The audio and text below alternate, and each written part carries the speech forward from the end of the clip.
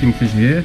This is a quick layman's review of the new Umarex Smith Wesson paintball marker. Now, as I said before, this is my first forte into the 43 cal range, so I am no expert at this sort of size. This is how I got my marker.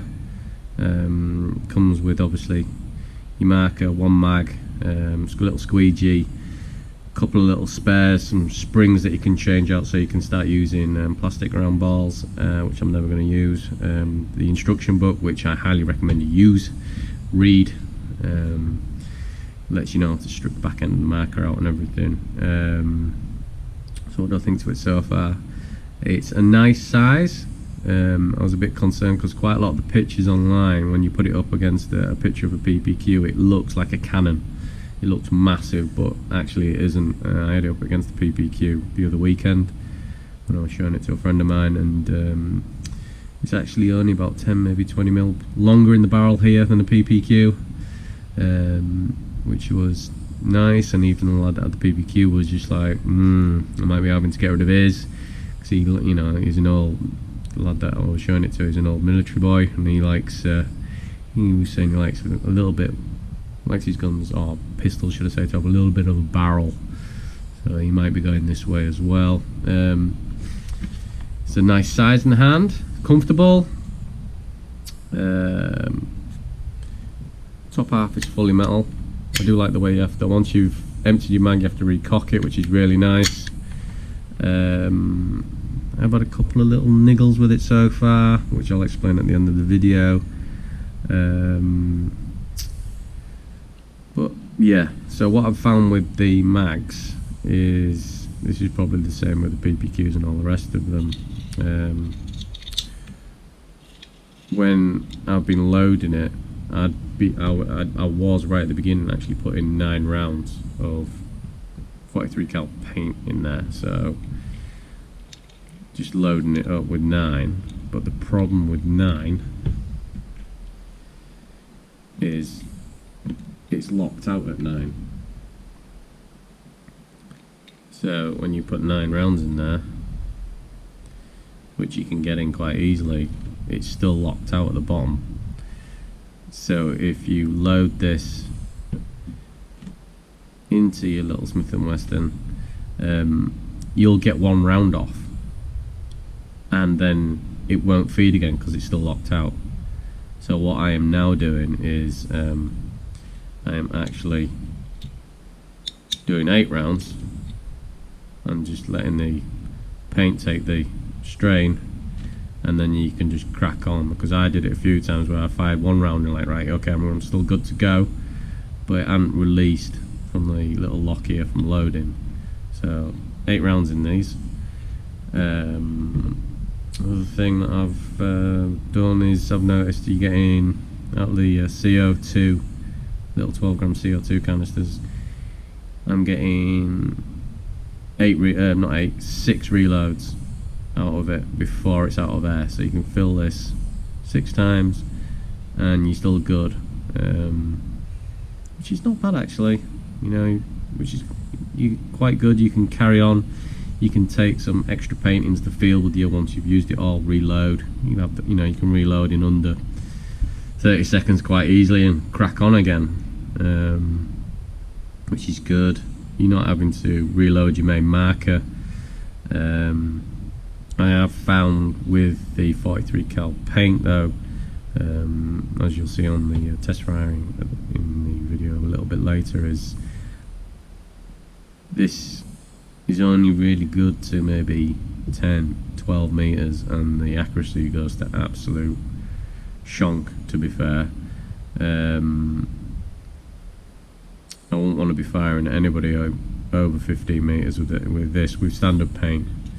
When I changed to the powder ball, whole different ball game. I was getting decent accuracy up to 20-25 meters. It was starting to get a bit wayward at 25 meters, but if you had to engage, you could. I'd probably wait until they were in sort of 20 meter range and go from there. Anything else? No, I'll let you watch the target practice that I did with it, and then I'll go from there on the little niggles that I've seen, the little issues that I've had so far. Yes, I'm down at the range at YPC, 5 metre test with 43 cal paint. And as I said at the beginning of the video, this is when I was using 9 rounds. I was filling them up with 9 rounds in the mag. Got 1 round off, and then had to open it up back up again and readjust the spring. Barrel break. And I was getting a few barrel breaks as well with this paint, but I did notice it wasn't really making much difference to the accuracy. Even when it was actually blathered inside, it wasn't making a lot of difference at all. So I'm still quite new to the marker, so I've only had it about 3 weeks. Same again, 9 rounds. Learnt my lesson in the next couple of clips. Nice grouping, but it should be at 5 metres to be fair. Yeah, 10 metres. This is where the 43 cal paint just started to go all over the place. Yeah, so it's, as you can see, it's literally all over the board. 50% of them are sort of like centre, but I'd want a little bit better accuracy. It was windy, but it shouldn't be all over the place. So barrel break. Another barrel break. So this is when I chopped over to powder ball. A lot more accurate. A lot more paste coming out of it as well. I was chronoing. I did do a chrono, I should say. The 46 cal or 43 cal paint was chronoing sort of mid 250s, sort of 240, 260 range. The powder ball was chronoing sort of 260, 270 in and around there. So that definitely, you know, must have been fitting the barrel tighter. 15 metre test. Getting a little bit more power down range, more accuracy. With powder ball. Yeah, so it's 15 metres away. Just start to spread out a little bit, but I'm still getting reasonable mass on the little board there. Try not to drop the mag for the second on the target board. So 20 metres just starts to go a little bit awry, but you know, you're still getting a few reasonable on target. As I said earlier, I probably would not engage over 20. You can see it's just some of them are missing the target board entirely. So yeah, I was impressed with the range. I was a bit concerned with the paint. The 43 cal paint only going sort of 10 metres, and it was just a bit wayward. But you know, I'll definitely be using powder ball a bit more. Yeah, so on this load, my 12 gram CO2 canister runs out. I got 6 reloads out of it, which is quite good. I'll let you enjoy the back half of the video. So yeah, first little thing to be aware of: don't push the bottom end too hard, because it is only held here by a little plastic grommet. So if you push it too hard, you'll skip over the top of it. This will fly off. The little plastic grommet that holds the mainspring in place will fly out. The mainspring will fly out, and it's not fun trying to find the little plastic grommet. Now they do send you some spares, which isn't too bad, but just be aware. Don't put that underneath too much stress when you're trying to get to little Allen key, or Allen nut, should I say. Other thing, when I'm loading the Smith & Wesson, if you notice, it stops about there, and what that's catching on is the release mechanism. So if you press the release mechanism down, it'll go up. Now, I didn't notice that the first couple of times. I just thought that was standard and I was ramming it in there.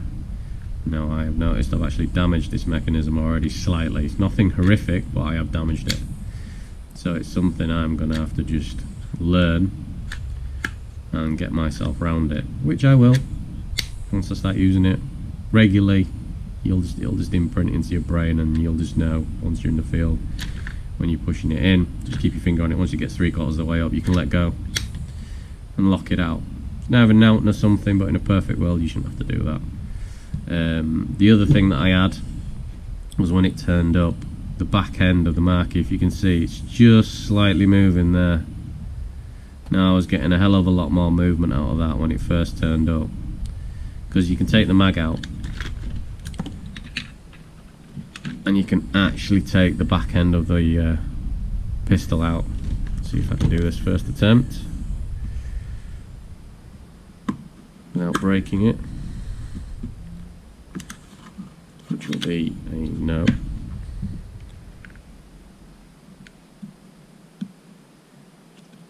So you can take that out. So that means you can get into the main part of the pistol and clean it properly without really stripping it down to bits to clean it. So which is good. So with the movement, all I did was like 4 little screws just here, just barely nipped them up, and it made it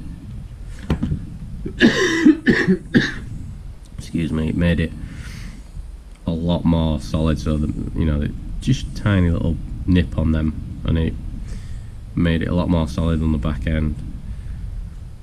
It's a little bit of a pain to get this up first time, which in the book says it's not. But what I've been doing is I've actually been getting my trusty Leatherman out, putting that in, getting my Leatherman in there,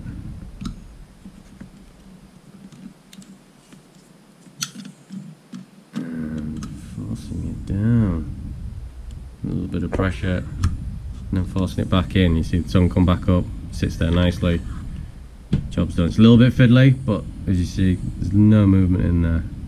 As I said, when I first got it, there was loads, but overall I actually quite like it. Let's say for my first sortie into this sort of range, I was running a Tipex before. Now I will be keeping the Tipex actually. I'm doing a little project on that, but that's something else. I hope you've enjoyed this little ditty, little insight into the Umarex Smith Wesson. Catch you all later.